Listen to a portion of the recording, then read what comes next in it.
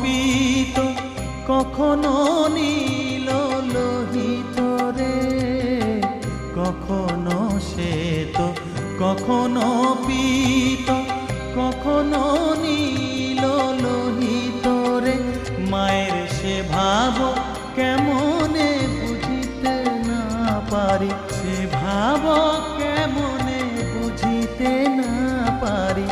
ভাবিতে জন্ম গেল রে শ্যামা, মা কি আমার কালো।